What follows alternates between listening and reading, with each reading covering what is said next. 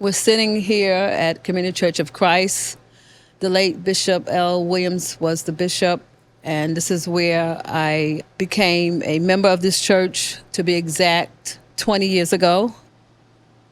This is a place where I fellowship and just meet with my church sisters and brothers. And I choose this place because it's a sanction to me. And where we live now, Sean wasn't living there, so that's why I just come to the church. I never forget, on October 30th, he came here for a concert for his sister. And when he left, he called me. He said, "Ma, I'm ready to get married." I said, "Okay." I said, "When?" He said, "November 23rd. I said, "Next year?" He said, "No, this year." He was kind. He was good-hearted. He wanted to be a man of his word by marrying the woman who had his children. He was going to be somebody. He was a man of his word. He knew what he wanted in life, and he wanted to live life to his fullest, love his girls.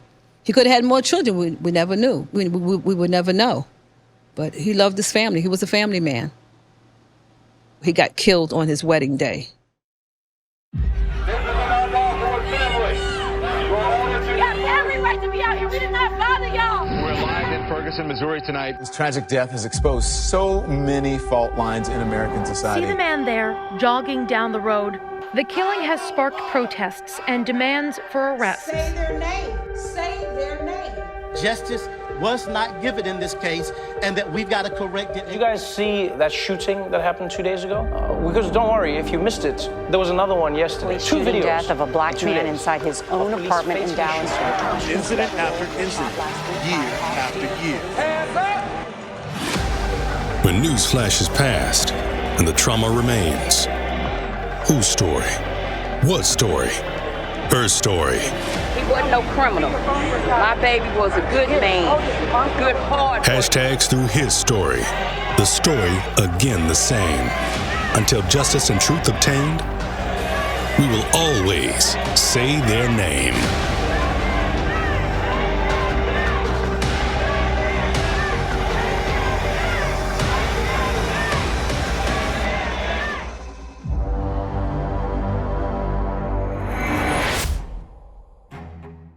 I'm Chris Colbert.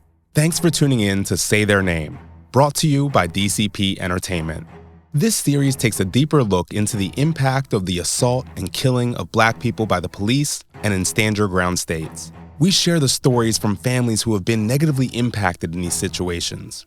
We did not talk to officers or to governing bodies, just the families and their support systems. We are not the court of law, nor do we try to be for legal purposes. We are not here to presume guilt or innocence for anyone, because, quite frankly, we do not want to be sued. We simply want to give the families a voice while examining what happens when the hashtags stop, and the news, unfortunately, moves on to the next big story. All we want to do is give the families the opportunity to control their narrative and share ways we can all help. Warning: some of the discussions may be particularly disturbing and even emotionally overwhelming at times. When one of those moments occur that may be particularly triggering, you will hear this chime. For more specific details on the timing of these moments, please visit our show notes. On this episode of Say Their Name, we focus on Sean Bell. Welcome to Say Their Name. I'm Chris Colbert, along with my co-host Adele Coleman. Hey, Adele. Hey, Chris. And we're back in New York City for these episodes, focusing on a story that's actually happened in New York City. You know, we last talked to Valerie Carey here in New York, but that was around a situation that happened in Washington, D.C., whereas this one actually happened in New York, where I live. But it happened before I actually had moved here. And we're talking about the story of Sean Bell, who was killed in the Queens area of New York. And I actually met his mother back around season 1. After we'd wrapped the season, we partnered with a few different companies doing panels, having these discussions to dive in deeper on these incidences of police violence. And one of those panels that we did was with the parent company of People magazine called Meredith. And they connected myself, John Crawford Jr., the father of John Crawford III, who we also highlighted in season 1. And they also brought Valerie Bell, someone that they had worked with, to talk about the struggle that they've gone through over these last couple decades, fighting for justice and trying to keep Sean Bell's name alive. And so that's how we first connected with Valerie Bell. But then, you know, you and ended up having more conversation with the family as we dug in deeper on their story. And so can you talk a little bit about just some of the things that Valerie and her family have been through since the passing or since the killing of her son, Sean Bell? Valerie is just such a strong woman. You know, you hear that throughout from all of her family members, just kind of honoring and highlighting how much she's done in the name of her son and advocating to try to get some form of justice. And also, more than anything, just trying to keep his name alive. She's put so much stuff together. She wrote her book, Just 23, because that's how old he was when he lost his life. They had the Sean Bell mural. They've had Sean Bell Way. She's been a huge part of advocating for legislative changes in the name of Sean Bell. You'll hear about that more in part 2 of the Sean Bell episodes. You know, there was the 50A repeal bill, which now discloses police disciplinary records and allows more transparency and accountability on behalf of police officers. And there was another bill which now definitely is important, especially relating to this case where there was alcohol involved, and it forces officers to take breathalyzers earlier on when they're in these undercover situations, you know, to verify if they were under the influence or not, which was a huge, huge deal. There was a lot of questioning of whether or not the officers was under any type of influence when interacting with Sean and his associates that night. So you see a lot of work that Valerie has put in. And interestingly enough, it actually started with Mr. Bell, because unfortunately when they lost their son, Valerie even mentioned she just kind of was in this trance where she just kind of went to work and was having her Sean Bell moments where she's just kind of breaking down and wasn't able to be out there as much. And I thought it was great to hear the work that Mr. Bell was doing as well, because he even mentioned himself about how you don't see a lot of fathers out there as part of the movement. And that's important to highlight the dads too that are advocating, you know, for their children and trying to fight for justice for them as well. It's interesting, yeah, you bring up that dynamic of Mr. Bell fighting a lot early on and kind of being that leading voice. And then now, you know, Valerie Bell is probably the one that most people know as being out there speaking on Sean's behalf. And it's almost like they kind of traded off those duties. And it's kind of a theme that we saw with Stephon Clark's family too, of, you know, the brother who's still out there, you know, Stevante fighting for his brother, but then eventually the mother was able to heal in her own way and then be able to go out and speak more with Mama Clark there. But yeah, we got that same dynamic here with the Bell family. It's beyond just the incidents themselves. Like, we need to focus on the individuals and the lives that they led. Can you tell us a little bit about Sean and the life that was taken from us? Sean seemed to be a really cool dude. Like, you know, just kind of learning a lot about him. Well, first of all, he's named after Sean Connery. So, you know, that's already a start right there. But, you know, we hear a lot about his passion for baseball. He liked tinkering with things. He wanted to be an electrician. He was very, very, very protective of his family. He loved hanging out with his family. He loved being a family man. He took after his father and watching his parents grow together in their union and take care of them. And, you know, he wanted that for himself. He had 2 very young daughters, unfortunately, when he passed away. And, you know, he wanted to do right by his girlfriend and then fiance, Nicole, and marry her. He wanted to surprise her, but that didn't work out too well. You hear about that. But you just kind of looking forward to being a father and a husband. And, you know, unfortunately, the headline breaking news that everyone heard, that he lost his life on his wedding day. We hear about that, but first we hear about his personality and his love for his family. And here's the story of Sean Bell. Adele and I gathered in Jamaica, Queens, New York, to speak with the parents of Sean Bell, Valerie, and William. Almost immediately, we could see how connected they are, how much they complement each other by finishing each other's sentences, and their playful banter. It all started with a simple question. Do a little mic check here. Valerie, why don't you start? What did you have for dinner last night? I don't remember. I had steak. Yeah, what did you have with your steak? What? Rice. Rice. Yeah, cheesy rice. Cheese rice, he likes. How you gonna answer for me now? Sorry. See, this is what I gotta go through. We're gonna have this issue. I'm gonna tell you that now. She, you know, she want to take control, and that's it. That's what I said. Don't talk that much. Do you hear me? Did you hear all this? Okay. See, she won't let me finish. Okay, now go ahead, Miss Bell. What I had for dinner last night, I had a piece of turkey and some rice and cheese. Who made it? Who else? See, I didn't want to say it. I didn't want to say it because she takes credit for too much. Breakfast, lunch, and dinner. Every meal. Hello. Well, first let's say who you are. Valerie Bell, the mother of Sean Bell. Born in Brooklyn. I thank God for my grandmother. Thank God for my mother. she was able to take care of us because of things that she was going through. So that's why I moved to Queens. And I lived here since I was 11 years old. I'm William Bell. I'm the father of Sean Bell. Well, I was born in Alabama, where I seen a lot of treachery and stuff that went on before I even came to New York. So I knew about violence, but you was in the open. You knew where it was coming from. They didn't hide their dominance over you. My mother, she said, I can't leave my kids down here. You know what I'm saying? She came to New York, she said, no, I got to get these kids out of here. It's 10 of us, believe it or not. I had 6 sisters, which I grew up with a number of women.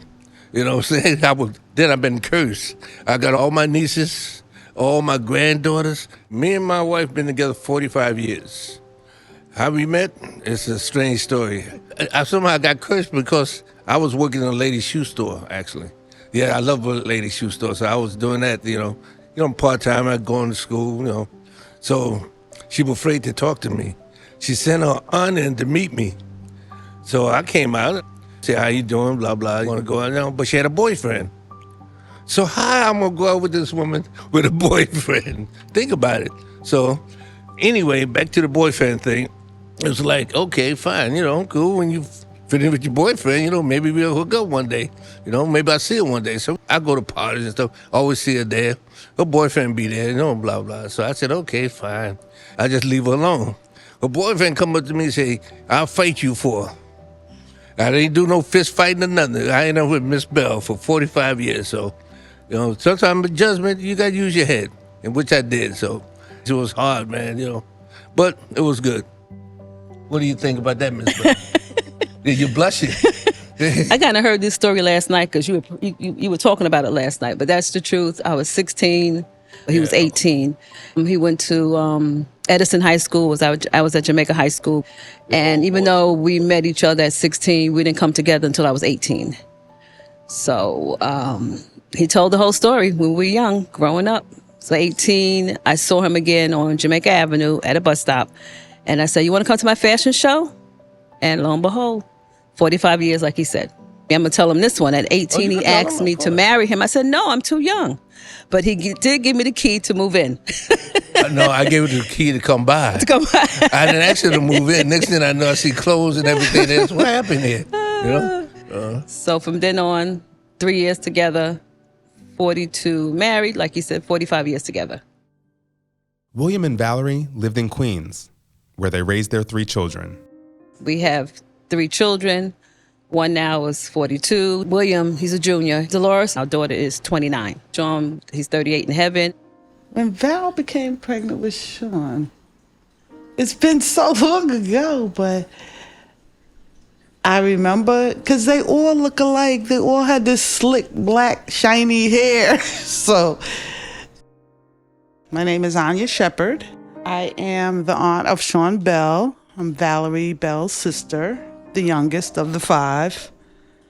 Being that I was the youngest of 5, they ain't let me do nothing with them. They didn't let me do nothing with them.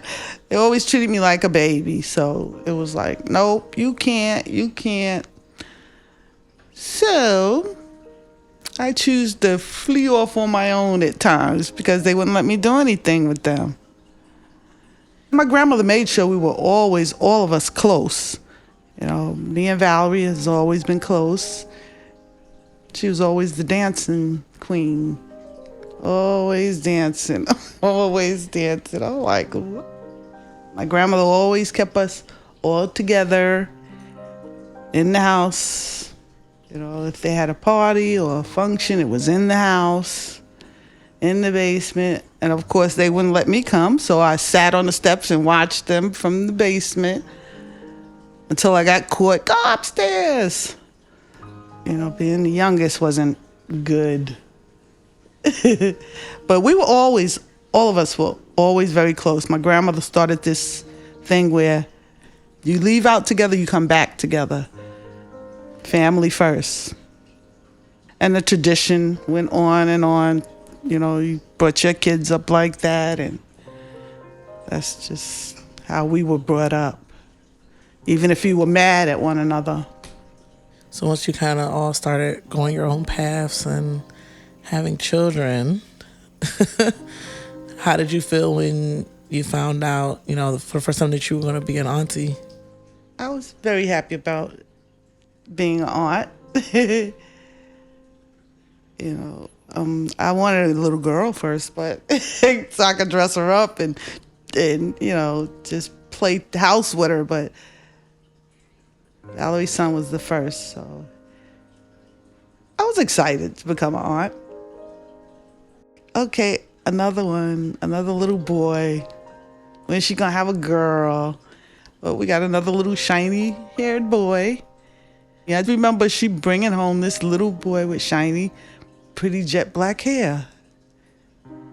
And it was slick to his head. It wasn't curly, it was slick, and it was shiny. He was about the cutest little dark boy. Very dark, but cute. The only one born on his actual due date of Valerie's children, another shiny-haired, dark-skinned boy, according to his aunt. His name was inspired by Sean from Sean Connery. He's a cool brother. I like the way Sean was spelled, S-E-A-N. We saw a movie the other night with Sean Connery. I used to call him Moo. I don't know why I came up with this name, because our oldest son is Peanut. Dolores is DJ, because her name is Dolores G or D, but DJ. Sean Moo, come here, Moo. My grandmother always said that was her black N-I-G-G-A.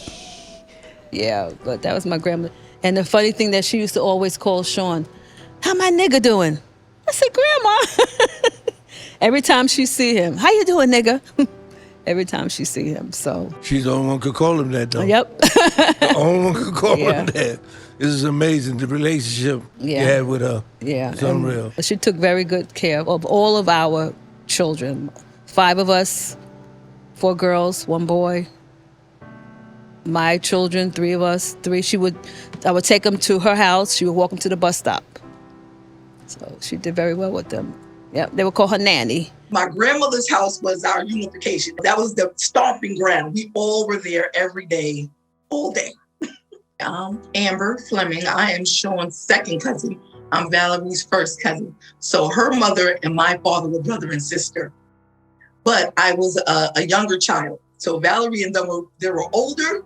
So I ended up growing up with Sean and William. So instead of being like a second cousin, those was like my first cousin. They were like my brothers. We all grew up that way. But yeah, Val was like, the older auntie. And that's how I addressed all my older cousins, because they were 20 years older than me. So I addressed them accordingly. But yes, that is my second cousin. My grandmother owned a house on 148th Street off of Foch Boulevard. And she raised so many children. That's what her job was. All the kids in the neighborhood whose parents couldn't find daycare, Grandma had them all in her house. So we were all in there, ganged up on Granny's floor every day after school, or until, the kids had to go home. And me and Sean's brother are the same age. William, the same age. So Sean is 5 years under us. So we all just went to school together. We taught them. I can remember Sean, and he used to be so mad because I used to say, remember when we was walking through the house one day and he was like 2 years old and he had a pamper on and it was like little pebbles in the house. And I was like, what is these drops? And it was falling out of his pamper. He was like, shut up, don't you tell me about that. I'm like, that's how close we were. Like, I was there when they potty trained him. I sit back sometimes and I laugh thinking about sitting on my grandmother's porch, me, William, like just cracking jokes on each other, cracking jokes on my grandmother. We are known to roast. We get around each other and we have a roast session. It was not a perfect time. I didn't grow up with my parents. My grandmother raised me. So I was always there at her house, always waiting for Valerie or her sister to bring the kids over so that way I'd have somebody to play with. My childhood was great because I had the love that was around me. One day Sean had said to me, we were older, you was kind of mean when we was little. And I said, what's happening? But he said to me, yeah, you remember that day you mushed my face in the dirt? And I said, I do remember that day I mushed your face in the dirt. And he had a scab across his face. And I was sitting there like, oh shit, he's right, I did do that. Like we were just so tough. I'm talking about we wrestled and we rode bikes. We learned all of those things together. So every day to me, it was like a pleasure. to wake up because I knew I was going to see my cousins again. They coming over. Sean and his brother were notorious for jumping on you. They wanted to jump in part of you. That was their thing. Come here, let me talk to you real quick. That was come here, let me talk to you. And they would just jump on you and fall out laughing. We had fun times. I taught them about girls. I taught them about fighting. That probably wasn't the right thing to do. But at the time, as a big cousin, I had them soldiers lined up. This is what you do. One don't hit one, all of y'all together. So one hit, all of y'all better jump in. And I ain't saying it was right, but that's what we did. So. Big cousin Amber taught Sean how to defend himself. But not only did Sean use those skills for himself, he used them to protect his loved ones, like his cousin Gabriel. Even though I was older than Sean, I was really a shy kid, you know? I got bullied a lot. So Sean was like my protector. My name is Gabriel Icon Smallwood, as I like to call myself. I am one of several children, one of several cousins. I am Sean's first cousin. So his mom and my mom are sisters. He would really fight for me in school. People would bully me and call me all kind of names and stuff like that. And Sean was really that cousin who would like step up for me. You know what I mean? Like we looked out for each other, especially when we were in school because we were like one grade behind each other. Growing up with Sean, we grew up like brothers. It was Peanut, me, then Sean. I basically was at their house every weekend. My father wasn't really around, so Uncle Bud. Sean's dad was affectionately known as Bud, or Uncle Bud to his family. He was like a dad to me. Like me and Sean basically did everything together. And growing up, you know, it was difficult. We got into trouble together. We fought together. We cried together. We were raised in a very strict religious Christian home.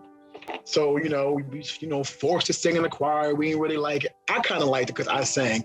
Sean didn't like it. It was a good time growing up. Oh my gosh. I don't even know if I can even say. Me and Sean will cut school like often. You know, cut junior high school. We went to Parsons Junior High School. God, maybe I shouldn't say this. I mean, it's kind of too late to get in trouble now. I'm about to be 40, so it's kind of too late. I think you're safe. I'm good? Okay, cool.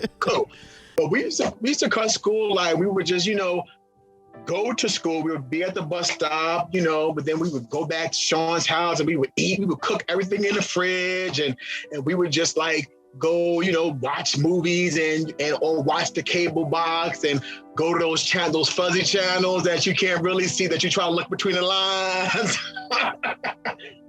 Or I remember one time we had cut school and he had this girlfriend and we went to her house and then we was there and then he was making out and I was being nosy because I'm just a nosy cousin. I'm like, what are you doing? Why are you doing? And it was just like, you know, just protective. Like, I'm like, why are you doing that? I'm gonna tell on you. I'm gonna tell on you. And he was like, he would bribe me. I'll buy you some chips if you don't say nothing. Then, and me being the fat kid, you know, I took it, you know. I kept it hush hush. But we had oh my God, we had so many good times. Sean was a ladies' man. All the girls liked Sean. Everybody loved Sean. He was suave. He didn't really have, you know, no quirks or nothing that I can make fun of, you know.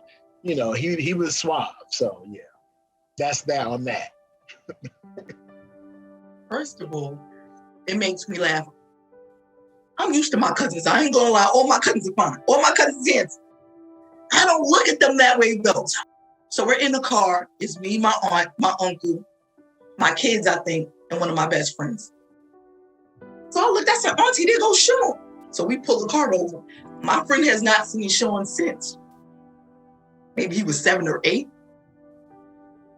She got out that car like, wait a minute, hold up.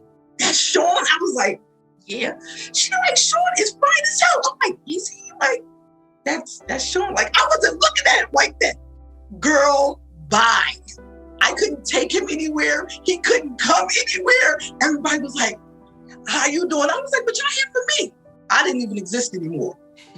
The girls did not make it hard at all. So he knew he was fine. When he got to high school and he started dating a lot of people, he was interested in Nicole.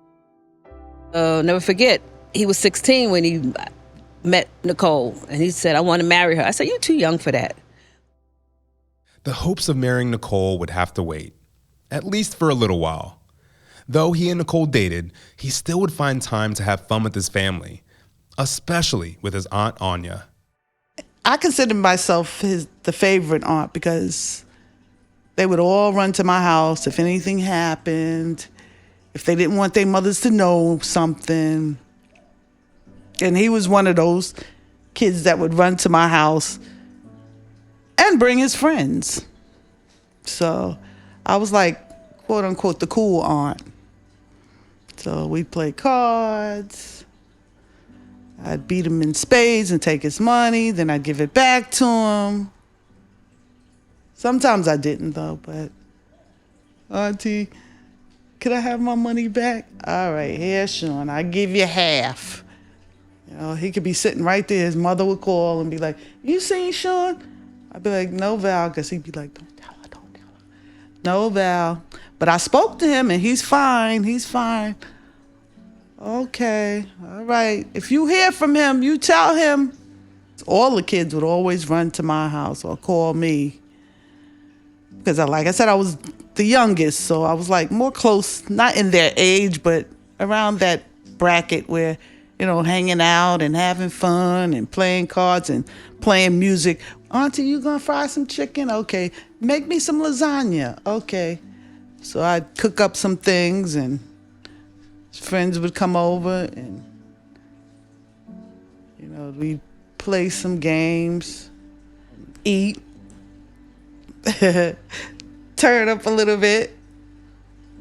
I don't like talking about that part because, you know, that's not something that we should be doing, but we'd have a couple of cocktails every now and then.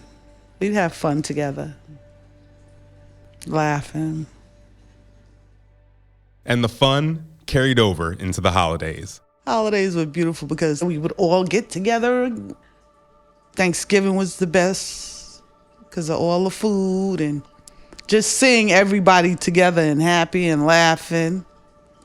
Christmas was a big deal to do because my grandmother always had a real tree. Everybody had a present there, especially the kids. We would go to my sister Diane's house and she would make each one of them perform something in order to earn their gift. We had to do a talent. Of course, mine was singing. Sean's was dancing or rapping. Sean was a good dancer, but he wasn't a good rapper. And so in order for us to open any gifts, I remember we would be lined up on the side of her wall and every one of us had to go. And if you wasn't doing good, you'll see the aunties pushing you. Come on, you could do it. I'm like, we literally probably 10, 11, 12, like we young. I mean, we young. I was like, what in the Joe Jackson is going on here? Like they was pushing us and, you know, we would have dance competitions and Thanksgiving, we'll all go to Nanny's house. Like we always looked forward to like Aunt Valerie and Sean and them coming over and Anya, like everybody just coming over and being at Nanny's house and just having a good time. Oh, and we ate. It was good times. What was his favorite? Thanksgiving. we agree on that one. You right? Something we agree on. Finally. Yeah, Thanksgiving, because he always, even though he was living with his girlfriend, he would always come and get them dinner. pies. Yeah, that was the last dinner we had with him. So why did he like Thanksgiving so much? Because of food. Of course. Even though he came and ate, but I had to make his own sweet potato pies and a pan of mac and cheese. And nobody touched his pies. Nope. One time I put some pineapples in it. Mom, why you put pineapples in sweet potato pie? Had to be straight and plain and sweet. That was his favorite. I forgot about that one, sweet potato pies. Yeah. Yep. That was his favorite. Sean was special, and his whole family could see it. Not just because of the cool origin of his name, his need for his whole pie for Thanksgiving, or his good looks, but also because of his passion for baseball. You know, my grandmother always said, you're going to be famous, I guess, because of his ball playing skills. He was a little runner.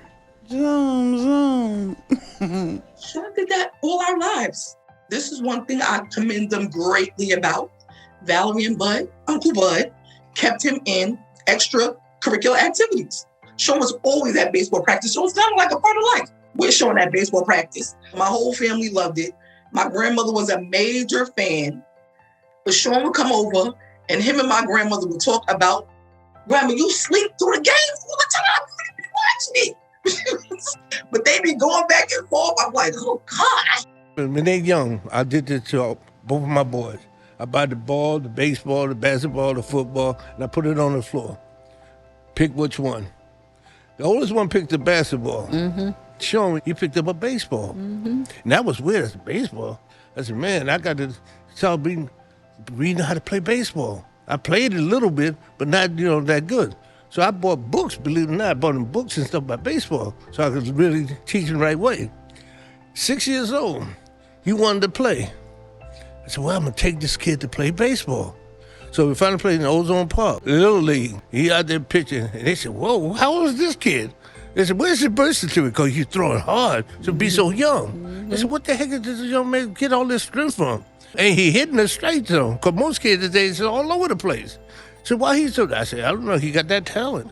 And I mean, everybody wanted to play with him. Even though the older kids, they supposed to go to the championship game, the coach asked him to go, he was scared. He said, I might embarrass myself. I said, before they ask you, think about it. These kids are 2 and 3 years older than you. They are asking you to come and join them, be a part of their team. You must have something going for you. When he first started, when he lost the game, threw the bat. I remember that. Sean, he was so passionate about baseball. I can remember him maybe striking out. He would get angry. Uncle Bud would get on him for just showing that anger and not being a team player. And I had to buy the ball almost every day on the strip to get home. White Castle, McDonald's, you know what I'm saying? Feed him so he pass out and shut up. The kid would cry all the time about, I lost the game. Sean loved baseball. And I can just remember as a child, I remember when Valerie lived across from a Catholic church, we would go to a little open space they had. He would try to teach me how to play baseball because I wasn't a person who played sports like that. You know what I mean? So I can remember him taking us over to that little lot to try to teach me how to play baseball. I could not get it because I was always bullied because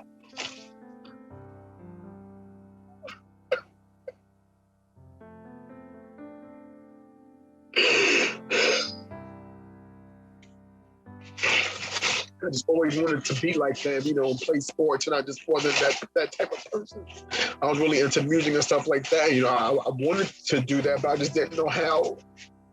I didn't want nobody to think anything about me, so I would just force myself to try to learn. And he would be patient with me and try to teach me how to play, and I just couldn't get it.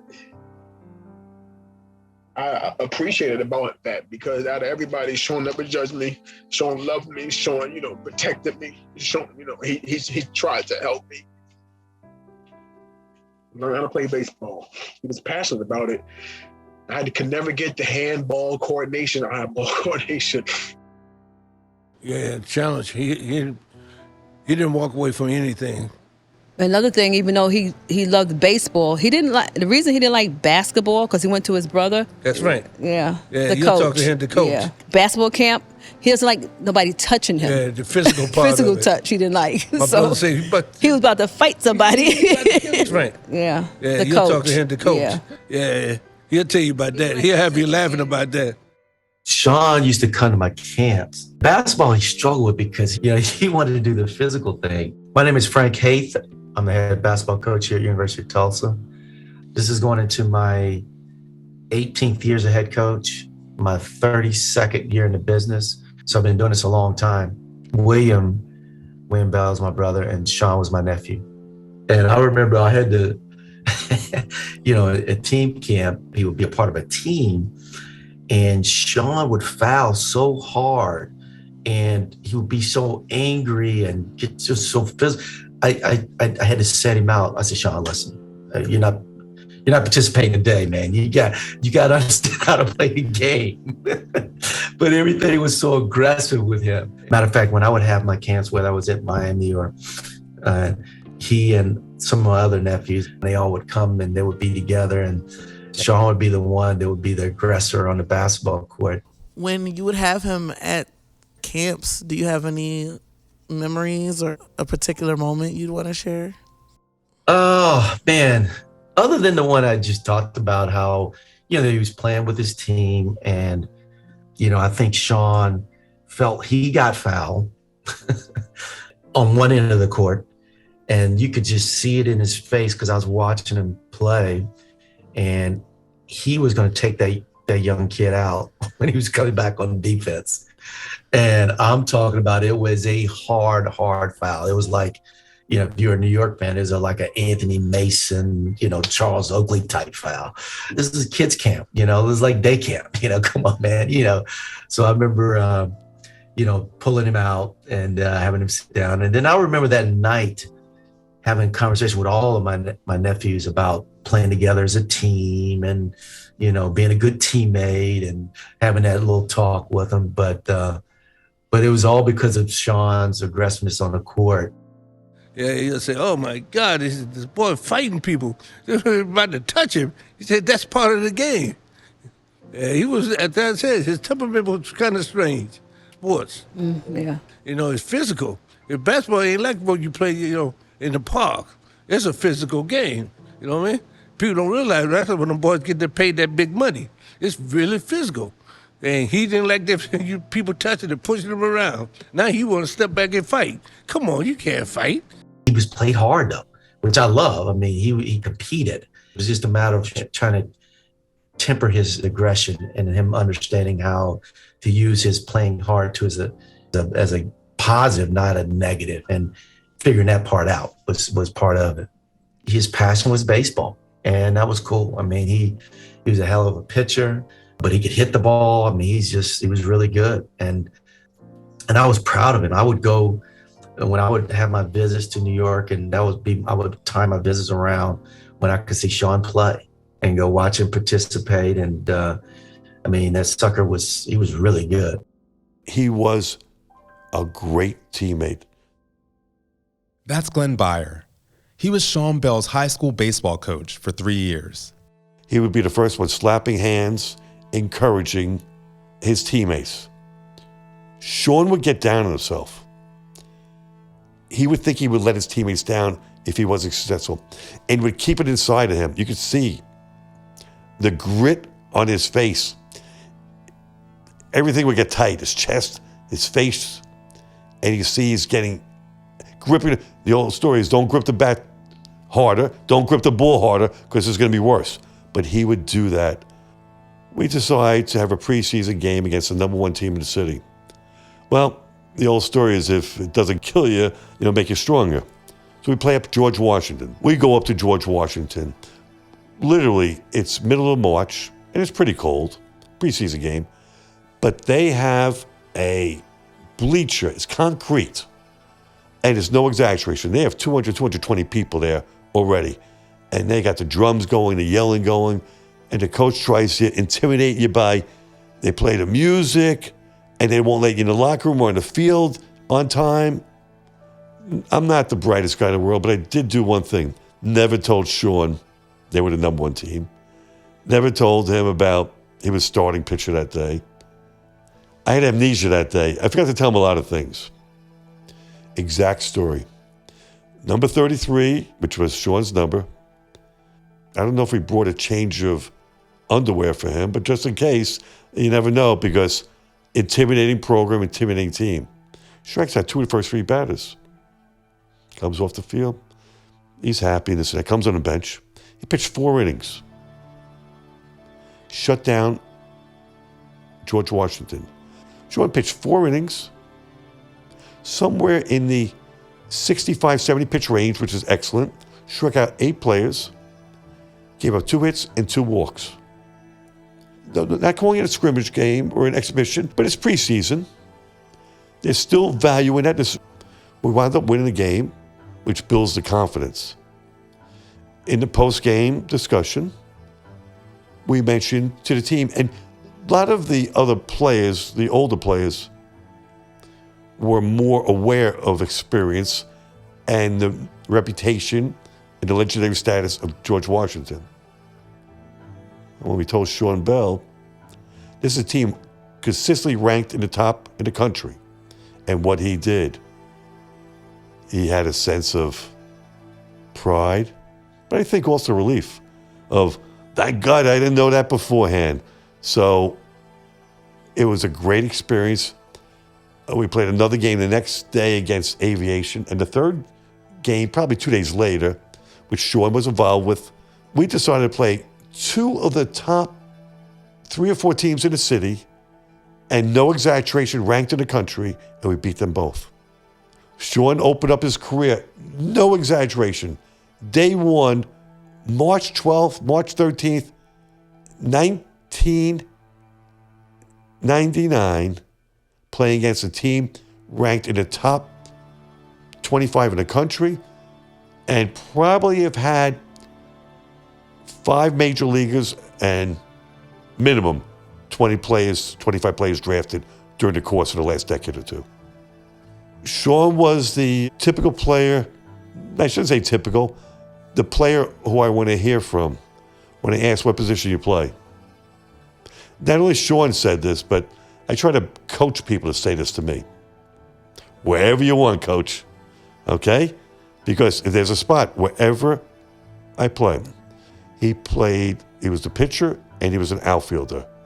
And we wanted to utilize those skills in the outfield with his speed, and we wanted to utilize his arm on the mound. The more practice, he became better at those games, especially if it came to with a ball. Sean's Aunt Anya not only supported his want to play baseball, but also his career choices, should he have to choose something outside of the sport. He wanted to be a baseball player, but if that didn't work out, he just wanted to do something with his hands. I said, you could do a lot of things with your hands, Sean. You could drive a bus. What do you mean? He said, no. He said, fixing things. And I said, like a mechanic? He said, no. He said, I don't like being dirty. I don't like my nails being dirty. All right. I think my brother had got him into some type of electrician field. That's how he got into it, because we kept saying he likes fixing things, so maybe electrical work will suit him a lot better. He liked taking apart things, whether it be a speaker or a toaster. You'd be like, what are you in there doing now? I'm going to fix it. Don't worry. I'm going to put it back together. All right. As long as it's back together. It would piss me off. I'd be like, wait a minute. Is he going to be able to put this back together? So I just have to leave the room until it came back and it'd be put back together. And then after he left, I'd be looking at it, turning it upside down to make sure it still worked. But he did it. He was good at it. Sean would be using his skills as an electrician to work and support his young family. He and his high school sweetheart, Nicole, now had 2 young little girls.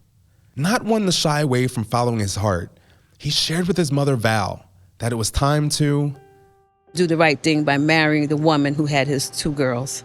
I never forget, on the last Sunday of 2006, October 30th, he came here for a concert for his sister. And when he left, he called me. He said, Ma, I'm ready to get married. I said, okay, when? He said, November 23rd. I said, next year? He said, no, this year. Why he wanted to do it November 23rd? Because that was Nicole and Sean's 6-year anniversary of boyfriend and girlfriend. So that was Thanksgiving Day. And he wanted to surprise Nicole. He didn't want to tell her right away about the wedding. He wanted to surprise. I said, you can't do that because she has to pick her dress out. He finally gave in and gave her the engagement ring and told her about it. That's the craziest thing I ever heard. Right. That's crazy. Oh, you out of your mind. Mm-hmm. How you going to surprise a woman and you going to marry her? It's just amazing thing how he wanted to do it the following month. And I'm thinking it was next year. So my bishop said, okay. He set it for November 25th. The wedding was going to be at La Bella Vita Catering Hall. He was going to marry them there with the reception. So he was ready to do the right thing by seeing us being together, growing up with a mother and father and a household. With haste, the wedding was planned a month after Sean shared his plans of marrying Nicole. Soon, it was the night before his wedding and time for his bachelor party. He was joined with a few friends, along with Trent Benefield, Joseph Guzman, and his dad. They went to Club Kahlua for a night of fun, but none of them could imagine how this joyous night would turn into a terrible one. I was invited to the bachelor party. I wasn't going. He called me about 4 or 5 times. Said, Dad, I want you there. I said, why? I said, you got your friends. No, you my best man. Now, how many sons gonna have their father as a best man? So I must have did something right. I said, well, okay, fine. I'll come for an hour. You know, a couple ladies, they dancing, I come in, he buy me a drink, celebrating. I stayed till the place was closed. When he was leaving out, I left 5 minutes before he did. And I don't know why I didn't stay. I wanted to stay and tell him to ride with me, but I know you had 2 other friends. So I said, okay. I thought about meeting for breakfast, but I said, nah, I'm gonna go give me some rest, because we're gonna have a long day. Right, it's the wedding. The wedding, so. And there was undercover cops in this club where they weren't supposed to be there. They were supposed to be in a club in Manhattan. They went to another club first. They end up at this club because they were trying to end assignment. This would be the end of their assignment of going into clubs to investigate this club for prostitution and I think drugs. So the undercover cops, 2 of them went inside. It's Nora, he's the one who followed them. And there was this other black cop, I don't remember his name, but they were inside. They were drinking inside the club. They were, I saw them. Right, they were allowed to drink. We don't know how your resistance are for alcohol. You could have got drunk over 1 drink. We don't know this. Right. Guzman was outside arguing with this guy who was in front of a black SUV. I think the girl was one of the strippers in the club. So Guzman was arguing with him. Sean was already outside. They said went down the block. And they said that Guzman said, I'm going to get my gat. But Sean coming back said, I'm going inside to get my cap. So this undercover cop listened to this conversation, thinking Guzman was going to the car. So they were walking to the car, 3 of them, and Isnora followed them. And now if you hear somebody saying they're going to get a gat, why are you following them? If you're undercover, you call them in blue because you're undercover. You don't want to blow your undercover. So they get in the car. He comes to the car and he points his gun on Guzman's side, the passenger side. And you think Guzman's thinking this is like a carjack because they did not see the badge. They had a run-in with the young man with the SUV. Right. That put his hand in his waist. And the cop saw that. The undercover cop saw this now. He put his hand in his waist. Why didn't you stop that individual? Right. He more than might have a weapon. But yet you say, well, I guess it's safer to deal with these guys than deal with that guy. Right. He's in a vehicle. So we got to chase him. Now, you following these young men. Okay, you undercover. You didn't have to blow your cover. All you had to do was call for a patrol car. So by them doing that, Guzman sees this and he's telling Sean go because he thinks he's going to get shot up. So as Sean pulls up, then he pulls back, and then the cop started shooting. And on the passenger side, he was shooting. He shot 11 bullets. His other officers came over there in the area. Was the call for them. One shot 31 times. He reloaded. Another shot shooting. 5, whatever. It added up to 50 shots. Yeah. But by him shooting only on Guzman's side, the guy in the back seat jumps out, tries to run on the ground, and he got shot in the leg 2 or 3 times. But Guzman ended up with 16 bullets in his body. On they say he was a big man. Right, and they didn't remove all of the bullets, so he still have bullets to this day. Not 1 bullet came out of that car. Yep. But for a guy to reload, they just heard their own bullets ricocheting back and forth. Yeah, but they were shooting at each other. Right. One guy almost got killed in the subway. Long Island Railroad. Mm-hmm. What is this cops doing there? You shooting wild. There ain't no bullets coming at you. They practically dead in the car already. It's unbelievable. The van that came in ran into Sean and just slammed into him. The car come around the corner, he got called for backup, blah, blah, then started shooting. Then the other car come, boom. The van came, hit him, knocked him to the fence, and to the wall of the building, tore the fence up. So now they stuck there. Now this guy jumped out the vehicle and started shooting. They didn't find out what's going on. They didn't assess nothing, just started shooting. Then after he finished unloading, he take another clip and reload. Now you tell me, you don't stop and see what's going on? Then they could have stopped and said, I want to search your car, Then they could have got searched, that's all. They didn't find no weapon. And 4 bullets went into Sean, but where it went into his body, that's what killed him. And I know some articles saying the next day, no, he got killed on his wedding day. He died at 4:56 a.m. And the wedding was supposed to be at 7 p.m. that night. He was supposed to get married that evening.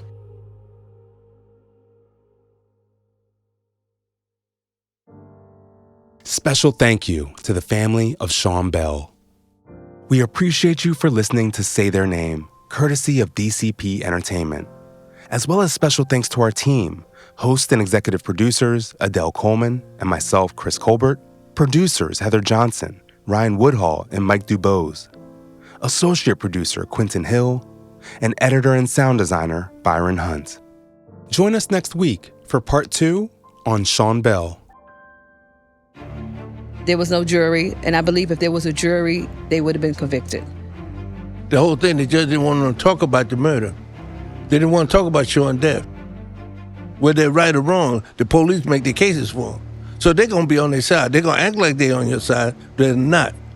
If it's not independent, it's a losing cause. It's going to court and think you're going to win.